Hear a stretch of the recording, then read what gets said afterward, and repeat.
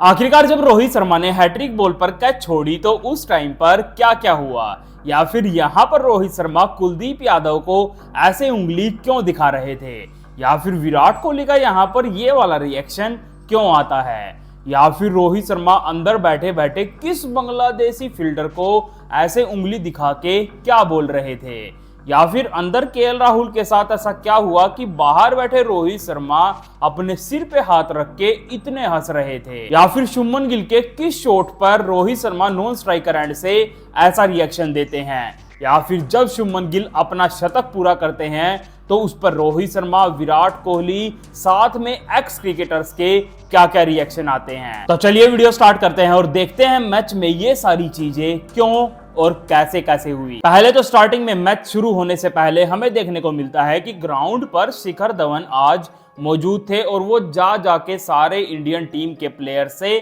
मिल रहे थे। वहीं पर लेकिन जब वो विराट कोहली से जाके मिलते हैं तो उनका अंदाज बिल्कुल ही अलग होता है। वो दोनों भाई आपस में भांगड़ा करते हुए मिलते हैं। वहीं वो रोहित शर्मा के साथ भी हमें काफी खुश दिखाई दे रहे थे। और फिर इसके बाद जब मैच स्टार्ट होता है तो मोहम्मद शामी और हर्षित राणा आते ही स्टार्टिंग में विकेट निकालने स्टार्ट कर देते हैं, जिसमें से एक विकेट पर विराट कोहली ने एक अजीब सी कैच पकड़ी थी जो कि उनको दिखाई नहीं दी थी और वो हाथ पे चिपक गई थी। तो वही चीज वो रोहित शर्मा को जाके बता रहे थे विकेट गिरने के बाद हंसते हुए। तो ये मोमेंट देख के भी काफी अच्छा लग रहा था। और बीच बीच में विराट कोहली जाके रोहित शर्मा से भी बातें कर रहे थे कि हमें इस मैच के लिए क्या क्या प्लान्स रखने चाहिए, कहां फील्डिंग लगानी चाहिए, किस बॉलर को बॉलिंग पे लाना चाहिए। और जब यहां पर विराट कोहली और रोहित शर्मा मिलकर प्लान्स बना रहे थे तो लगातार 8वें ओवर तक बांग्लादेश के विकेट गिरते गए और बांग्लादेश यहां पर 35 पर 3 आउट हो चुका था। लेकिन 9वें ओवर के लिए आते हैं अक्षर पटेल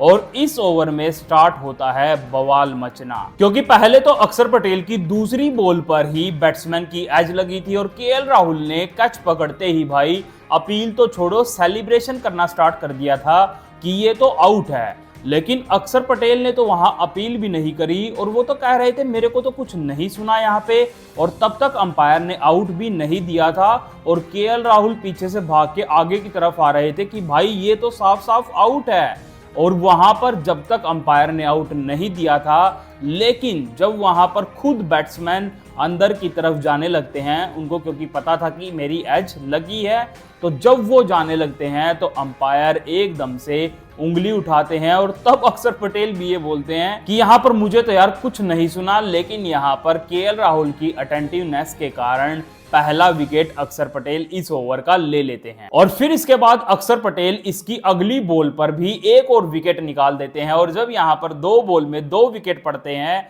तो अक्षर पटेल ही यहाँ पर भाई हैट्रिक पर आ जाते हैं। और उनके हैट्रिक पर आते ही रोहित शर्मा भी भाई वहां पर पूरी फील्ड टाइट कर देते हैं, 2 स्लिप लगाते हैं और साथ में एक लेग स्लिप भी लगाते हैं ताकि अक्षर पटेल को हैट्रिक मिल जाए। लेकिन वहां पर अक्षर पटेल विकेट लगभग ले भी लेते हैं। जब बैट्समैन की एज लगती है तो अक्षर पटेल को तो लग ही रहा था कि हाँ मेरी हैट्रिक हो गई है। उन्होंने सेलिब्रेशन भी स्टार्ट कर दिए थे, लेकिन रोहित शर्मा की गोदी में एक प्यारी सी कैच पीछे जा रही थी और रोहित शर्मा उस प्यारी कैच को भाई ड्रॉप कर देते हैं। और जो वो ड्रॉप करते हैं तो जो 2024 का वर्ल्ड कप जीतने के बाद उनका जो सेलिब्रेशन था, जो उन्होंने ग्राउंड को थप्पड़ मारे थे, वो आज भाई फ्रस्ट्रेशन में ऐसे ही ग्राउंड को पीटने लगते हैं। वहां पर केएल राहुल भी अपने सिर पर हाथ रखे हुए थे क्योंकि इतनी बड़ी मूवमेंट जो हो गई थी। साथ में विराट कोहली का भी उस पर ये रिएक्शन आ रहा था, किसी को बिलीव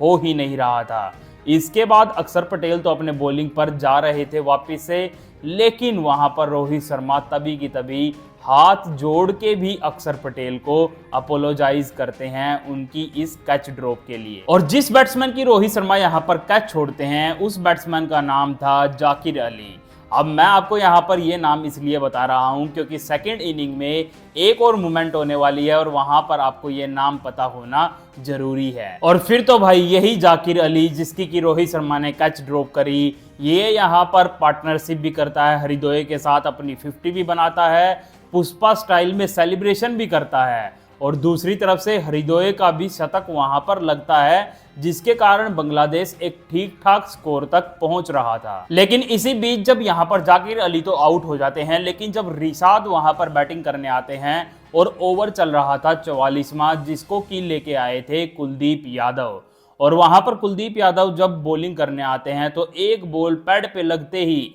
जैसा कि हमें कुलदीप यादव का पता है, वो अपील करने लगते हैं जैसे तो भाई बैट्समैन साफ साफ आउट है। पीछे से केएल राहुल थोड़ी सी अपील भी कर देते हैं, और ऐसा होने के बाद जैसा कि हमें पता है कुलदीप यादव भागे भागे रोहित शर्मा के पास जाते हैं, यार भाई रिव्यू ले ले, ये तो पक्का आउट है। और वहां पर रोहित शर्मा उनसे पूरी पूछताछ करके रिव्यू लेते भी हैं, और जब रिव्यू ये जा रहा था थर्ड अंपायर के पास, यानी कि रिप्ले चलने ही वाला था, उससे पहले ही रोहित शर्मा ने कुलदीप यादव को उंगली दिखा के कहा कि बेटे अगर ये रिव्यू गलत गया ना, मैं तुझे बताता हूं। और फिर भाई जब उसका रिप्ले हमें देखने को मिलता है तो बॉल की पिचिंग ही आउटसाइड लेग हो जाती है, मतलब कि बॉल जाके भाई स्टंप्स पे, अंपायर स्कोर वगैरह तो सब कुछ छोड़ दो, उसकी पिचिंग ही आउटसाइड लेग हो गई, जिस पर रोहित शर्मा का फिर ये रिएक्शन आता है। साथ में विराट कोहली भी बाउंड्री पर खड़े हुए ये रिएक्शन देते हैं कि कुलदीप यादव ने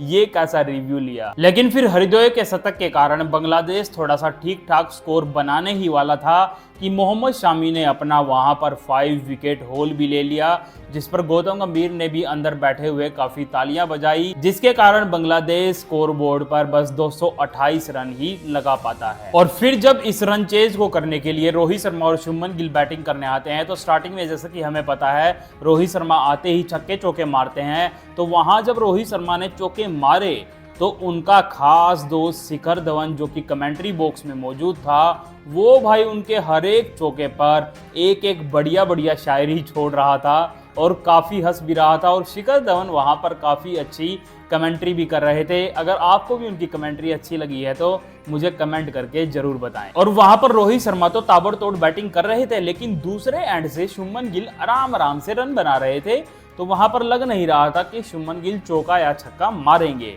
लेकिन एकदम से जब वो भाई कड़कता हुआ पुल शॉट मारते हैं, जिस पर की बॉल पूरी रफ्तार से छक्के पर जाती है, जिसका पुल शॉट देखने के बाद सामने खड़े पुल शॉट के मास्टर रोहित शर्मा भी भाई ऐसा रिएक्शन देने लगते हैं कि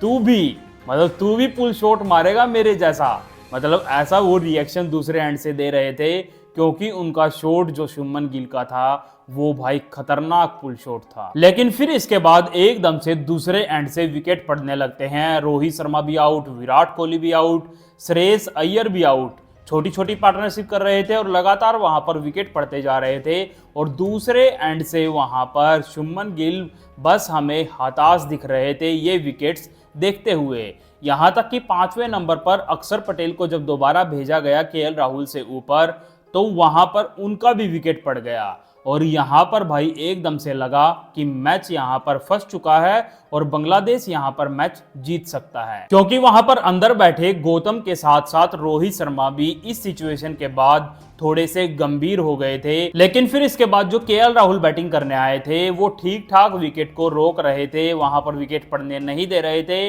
लेकिन एकदम से जब वो भी शॉट मारने जाते हैं तो वो एकदम से भाई सीधी प्लेयर के हाथ में कैच दे देते हैं, जिस प्लेयर का नाम था जाकिर अली, जो कि मैंने थोड़ी देर पहले आपको बताया था इसका नाम याद रखना, जिसकी कि रोहित शर्मा ने कैच छोड़ी थी। तो यहाँ पर जाकिर अली के पास केएल राहुल की कैच जाती है और जाकिर अली इस कैच को भाई ड्रॉप कर देते हैं। इनके कैच ड्रॉप करते ही रोहित शर्मा अपने सिर पर हाथ रख के हंसने लगते हैं। और जब उनको दिखाई देता है कि अरे ये तो जाकिर अली ही है ना जिसकी की कैच मैंने छोड़ी थी, तो वो भाई उनकी तरफ ही उंगली दिखा के कुछ ना कुछ उनको जरूर बोल रहे थे कि ये सही हुआ तेरे साथ, मैंने भी तेरी कैच छोड़ी थी, अब तूने भी ये कैच यहाँ पर छोड़ दी। जिसके बाद गौतम गंभीर भी उनके साथ साथ जो एक और आदमी बैठा था, वो सारे इस चीज पर काफी हंस रहे थे। लेकिन फिर केएल राहुल बढ़िया बैटिंग करने लगते हैं और वहां पर एक आधा छक्का भी मारते हैं, तो रोहित शर्मा उनके लिए तालियां भी बजाते हैं कि हाँ भाई बढ़िया बैटिंग कर रहा है बंदा। कंडीशन थोड़ी सी इंडियन टीम की यहाँ पर खराब हो गई थी। लेकिन इसी टाइम जब शुभमन गिल अपने 87 रन पर पहुंच चुके थे, तो एकदम से कैमरा अंदर जाता है हार्दिक पांड्या की तरफ और वहां पर हार्दिक पांड्या हमें हंसते हुए दिखाई देते हैं, क्योंकि हमें जैसा कि पता है पिछली जो ओडीआई सीरीज हुई थी इंडिया वर्सेस इंग्लैंड की, वहां पर शुभमन गिल ऐसे ही 80 की लाइन में बैटिंग कर रहे थे और वहां पर वो अपना शतक पूरा कर सकते थे, इतने रन बचे थे, लेकिन हार्दिक पांड्या ने आके छक्के मार के उनकी सेंचुरी पूरी होने नहीं दी थी। तो कैमरा अब फिर से जब वो 87 रन पे थे तो हार्दिक पांड्या की तरफ जा रहा था कि अगर यहाँ पर केएल राहुल आउट हुए तो हार्दिक पांड्या फिर से अंदर आएंगे और उनकी सेंचुरी पूरी नहीं होने देंगे, जिस पर कि हार्दिक पांड्या भी हमें स्माइल करते हुए दिखाई दे रहे थे, यानी कि उनको भी समझ आ गया था कि कैमरा मेरे ऊपर क्यों आ रहा है। लेकिन जैसे ही हमें हार्दिक पांड्या की ये स्माइल वाली क्लिप देखने को मिलती है तो अगले ही ओवर में शुभमन गिल वहां पर भाई छक्का चौका और 1 रन और लेके अपना 99 रन पर पहुंच जाते हैं और फिर तो हमें लगने लगता है कि अब तो शुभमन गिल अपनी सेंचुरी पूरी करके ही मानेंगे। और जब वो 99 रन पर पहुंचे तो अंदर से विराट कोहली, श्रेयस अय्यर, हार्दिक पांड्या ये सारे प्लेयर्स भी बाहर आ चुके थे उनके शतक के सेलिब्रेशन करने के लिए। और फिर जब शुभमन गिल ने अपनी सेंचुरी पूरी करी तो वहां पर उन्होंने फ्लाइंग किस भी दी। विराट कोहली, रविंद्र जडेजा, श्रेयस अय्यर और साथ में रोहित शर्मा, इन सब ने खड़े होकर उनके लिए तालियां भी बजाई। साथ में सुरेश रैना भी कमेंट्री बॉक्स से ताली बजाते हुए उनके लिए सीटी बजा रहे थे। और फिर तो यहाँ पर इंडिया आसानी से मैच जीत जाता है और जो बांग्लादेशी प्लेयर्स भी थे वो भी शुभमन गिल के साथ हाथ मिलाते हुए, हक करते हुए उनकी पारी को अप्रिशिएट करते हैं। और जब मैच खत्म होने के बाद प्लेयर सारे हाथ मिलाते हैं तो शुभमन गिल जब हाथ मिलाते हैं रोहित शर्मा, विराट कोहली के साथ तो पूरी अच्छे से स्माइल कर रहे थे।